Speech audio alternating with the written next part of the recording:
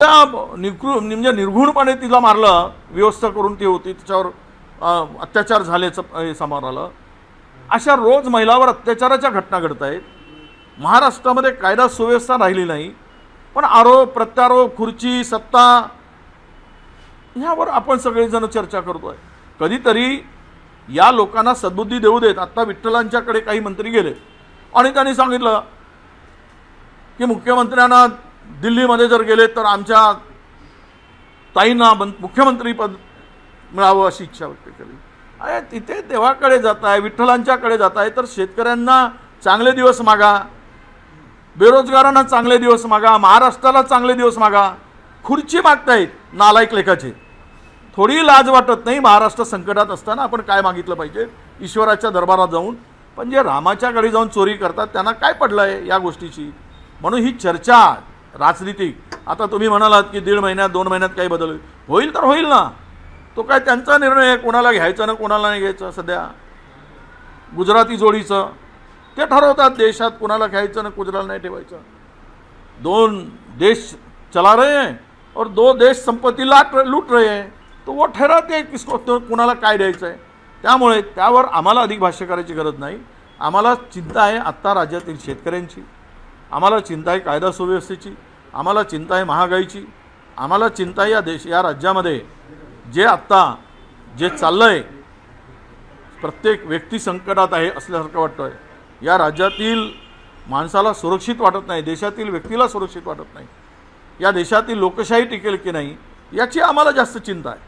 त्यामुळे या प्रश्नाला आम्हाला आम्ही फार काही महत्त्व द्यावं असं मला वाटत नाही. 2023 साली मुख्यमंत्री एकनाथ शिंदे यांनी लाडकी बहिणींना साड्या देण्याची योजना सुरू केली होती. आता ती बंद पडलेली आहे कारण की पैसेच नाही. या सगळ्या योजना निवडणुकीच्या तोंडावर मतं मिळवण्यासाठी घेतलेल्या होत्या. साडी दिली, चोळी दिली, बहिणींना आमच्या 1,500 रुपये दिलेत, भावांना काही मुख्यमंत्री याच्यातून पैसे दिलेत. हे सगळ्या योजना आता गुंडाळल्या जातील.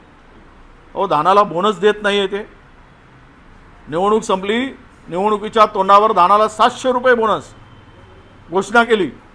आम्ही 500 रुपये देत होतो, रेग्युलर देत होतो, आमचं सरकार होतं. यावेळेस धान उत्पादक शेतकऱ्याच्या तोंडाला पानं पुसली. आता साडीची योजना बंद केली. आता एक दिवस हे जातील दरवाजात. त्या बहिणीला ज्या पद्धतीनं फसवलं गेलं आहे खोटी आश्वासनं देऊन, तर ती ताई आमची त्या साडीचा नाहीतरी त्या साड्या कोणत्या दिल्या, फाटक्यानं तुटक्या साड्या दिल्यात निकृष्ट दर्जाच्या. एक धुतल्याबरोबर एकदा धुणं झालं की ती साडी कधी त्या बहिणीनं नेसली नाही ती, म्हणून तिचा फास करून यांना आवडेल ती ज्यावेळेस मतासाठी दरवाजात जातील त्यावेळेस. पण बनवी किती करावी या लोकांनी, याच्या मर्यादा संपल्या आहेत. 92 लाख लाडक्या बहिणींना तुम्ही नाकारताय. आणि त्यावेळेस तुम्हाला अक्कल नव्हती काय की ज्यावेळेस तुम्ही ही योजना आणली तुमची बुद्धी कुठे गेली होती की काही निकष लावून नियम लावून पात्र अपात्र. आता शेतकऱ्याच्या संदर्भात तेच लावलं. शेतकऱ्याच्या संदर्भात इन्कम टॅक्स पे कोण आहेत? आता मला सांगा, फॉर्म 16 भरल्याशिवाय कुठल्याही योजनेचा लाभ देत नाही. म्हणजे आज ITच्या अखत्यारीत इन्कम टॅक्सच्या मॅक्झिमम शेतकरी येतात. एखाद्याला जमीन खरेदी करायचं असलं तरी पॅन कार्ड लागतं.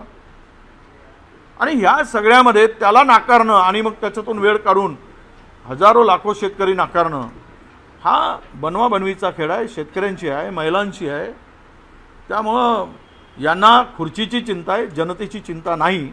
हे आता महाराष्ट्रातील जनता उघड्या डोळ्यांनी बघते आहे. उद्याला उभाटाकडनं नागपूरमध्ये रामरक्षा पठण आंदोलन ठेवण्यात आलं आहे. तुम्ही त्याला जाणार का? आणि दुसरी महत्त्वाची गोष्ट की याच पार्श्वभूमीवर अमरावतीमध्ये देखील नवनीत राणाने हनुमान चालीसा केली.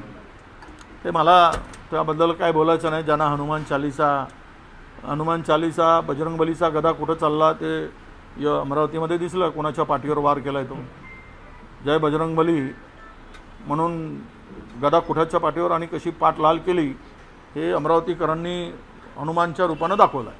त्यामुळे तिथे काय बोलायची गरज नाही. राहिला विषय रामरक्षा काही हे चाललं आहे अभियान. खरं आहे आमच्या पक्षाचा त्याला पाठिंबा आहे किंवा नाही आहे म्हणण्यापेक्षा त्यांचा तो स्वतंत्र कार्यक्रम आहे त्या पक्षाचा. असा नाही की आघाडीतले सगळे पक्ष मिळून एकच कार्यक्रम राबवला पाहिजे. तर त्यामुळं त्यांनी तो पक्ष ते आंदोलन किंवा ते त्या प्रकारचे विरोध दर्शवत आहे. कारण राम मंदिरामध्ये जी चोरी झाली, लूट झाली, तो एक अभिनेता आहे टकल्या, तो टकल्या अभिनेता येऊन सांगतो की ही चोरी म्हणजे घरचंच माल लुटलं. तुझ्या घरचं माल लुटू दे टकल्या, तुला बरं वाटेल. श्रद्धेपोटी भक्तीपोटी टाकलेला, दानपेटीत टाकलेला दान लुटणाऱ्यांना घरचा माल वाटतं काय? तुमच्या बापाचा माल आहे काय? त्या टकल्या अभिनेत्याला सांगितलं पाहिजे. त्याचं नाव घ्यायची आमची इच्छा नाही, पाय चाटू लेखाचा. अशा पद्धतीचे तर तयार झाले ते घाणेरडे लोक. म्हणजे श्रद्धेला ठेच पोहोचवणं. पत्ता नाही, सोन्याचा पत्ता नाही, चांदीचा पत्ता नाही. कोणी म्हणतात 14,000 कोटी, कोणी म्हणतात 1400 कोटी, सगळे लुटून खालेत. आणि मम आहेत, किप मम, काही बोलत नाहीत कोणी. तिकडे बद्रीनाथच्या मंदिरात चोरी झाली, नर्मदा उगमस्थानावर चोरी झाली. म्हणजे दानपेट्या यांना चोरी करण्यासाठीच ठेवल्या आहेत आणि लुटण्यासाठी ठेवल्या आहेत, असा त्याचा अर्थ होतो आहे. त्यामुळे कोणी कोणाचा कुठला विरोध करावा हा त्या दाखवलंच पाहिजे. कारण यांचं जे दुकानदारी चालली, राम भरोसे हिंदू हॉटेल, हे जोरात चालली होती. तर त्या हिंदू हॉटेलमध्येच्या नावावर जे काही लूट चालली तर ती थांबली पाहिजेत, हाच त्यामागचा उद्देश आहे. संजय राऊतांनी मुख्यमंत्र्यांना इन्व्हाइट केलं, सरसंघचालकांना केलं, काँग्रेसच्याही नेत्यांना निमंत्रण दिलेलं आहे. काँग्रेसचे नागपुरातील नेते, विदर्भातील नेते जाणार आहे का उद्या? नाही, असं आहे की त्या आंदोलनात कोणी जावं, निमंत्रण दिलं आहे ज्यांना तर गेलं पाहिजेत. सगळ्या आंदोलन जावं नाही जावं किंवा कोणी गेलं पाहिजेत, ज्याचा त्याचा प्रश्न आहे. त्याला काही कोणाचा विरोध नाही, पक्षाचाही विरोध नाही, त्या ठिकाणी जाण्याला विरोध नाही. पण आता मला वाटतं की RSSचे कसे जातील, ते तर शांतच बसले आहेत. विश्व हिंदू परिषद कशी जाईल? आता हे जर उतरले खरंच रामाचे भक्त आणि हिंदूचे रक्षण करते असतील तर RSS आणि विश्व हिंदू परिषद जाईल. नसतील, लुटेऱ्यांच्या फौजेचे सहकारी असतील तर जाणार नाही, हा त्याचा अर्थ होतो. धन्यवाद.